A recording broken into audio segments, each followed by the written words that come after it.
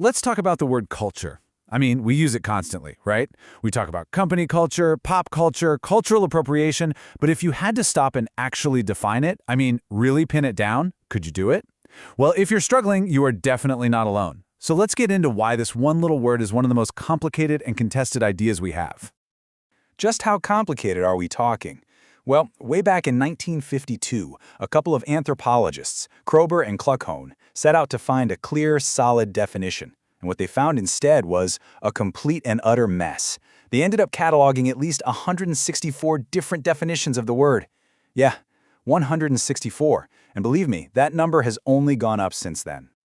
And this wasn't an exaggeration. The social theorist Raymond Williams famously called it one of the most complicated words we have, and he argued that the real issue isn't the word itself. The problem is all the massive, thorny historical problems that we've tried to solve with this single word. Every definition is basically a different tool designed for a different job. So that is our mission today. We're going to go on a quest for a definition. We're going to trace the history of this idea to figure out exactly why it's so slippery and what that slipperiness reveals about how we make sense of the world and each other. So here's our game plan. We'll start with that 164 definition problem. Then we'll look at two dueling ideas from the 19th century that set the stage for everything. We'll see how 20th century thinkers tried to build a better model. Then we'll watch the epic showdown between meaning and material. We'll see how the idea of power changed the whole conversation. And finally, we'll build a practical user's guide to help you make sense of it all. So, the 164 definition problem. At its core, the history of this word is really a history of how Western thinkers tried to understand human difference. First, they were grappling with new social classes at home. And then, with the explosion of colonialism, they were trying to understand a whole world of difference abroad. The word's origins are actually in farming, from the Latin colere, to till the land. And around the 1500s, that gave us this really powerful metaphor of cultivating the human mind. But then, bam! In the late 19th century, the whole idea just splits right down the middle. In 1869, you get this definition of culture as a kind of elitist ideal. But then, just 2 years later, a totally different scientific definition emerges. And this conflict right here sets the stage for the entire debate. Okay, let's zoom in on that 19th century split. Because these two definitions, born almost at the exact same moment, are really the twin pillars of all the confusion we still have today. They represent two completely different ways of looking at the world. So, on one side you've got Matthew Arnold. For him, culture is an ideal. It's the best which has been thought and said in the world. It's prescriptive. It's what we should all be striving for. It's something you achieve. Then, on the other side, just 2 years later, you get the anthropologist E.B. Tylor. And for him, culture is a scientific tool. It's that complex whole. Everything a group of people think, does, and believes. It's descriptive. It's simply what a way of life is. Now, this is super important. These weren't just abstract ideas for university classroom. These were real solutions to two of the biggest problems of the 19th century. Arnold was looking at the so-called anarchy of the industrial working class in Britain, and his solution was to use high culture to civilize them. Anytime you hear a debate today about good taste or what should be on the school curriculum, you're hearing the ghost of Matthew Arnold. Tylor, meanwhile, was facing the problem of all the so-called primitive cultures that European colonialism was encountering. His solution? A scientific framework to describe, categorize, and usually rank them. So, Tylor's definition was a huge deal, but it had a big flaw. Calling culture a complex whole is kind of like saying it's just a big bag of traits.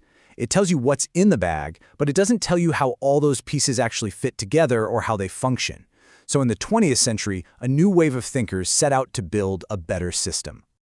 First up were the functionalists, like Bronislaw Malinowski. And he argued that culture is basically a practical toolkit.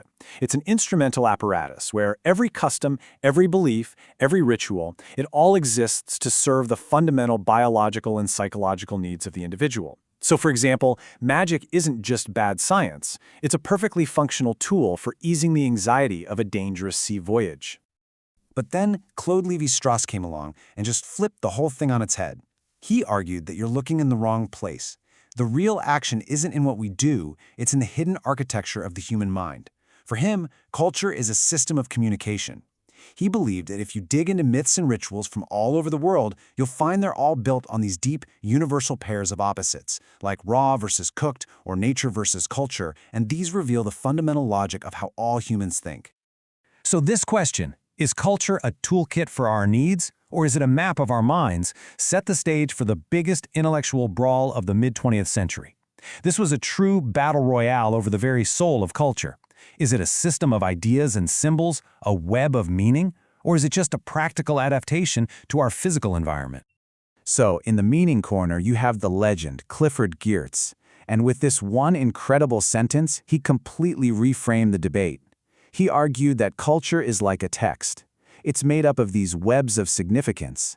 And our job isn't to be a scientist looking for laws, but to be an interpreter, trying to learn how to read the culture and understand what it all means to the people living inside it.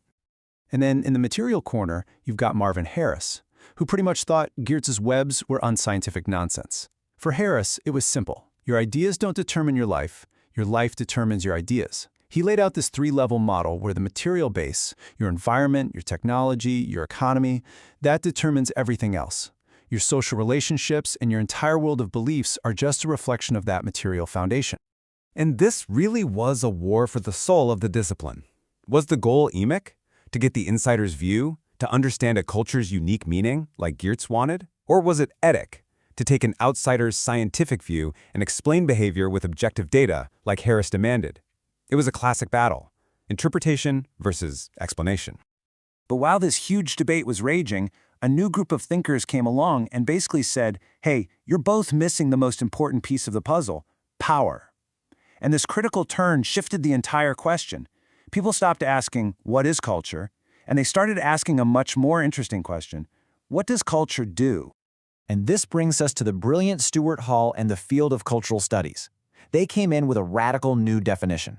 For Hall, culture wasn't some static thing to be read or analyzed. It was a battlefield, a dynamic site of social action where meanings are made, where power is established, and, this is the key part, where it can be challenged. What's so amazing about Hall's theory is how it weaves together everything that came before.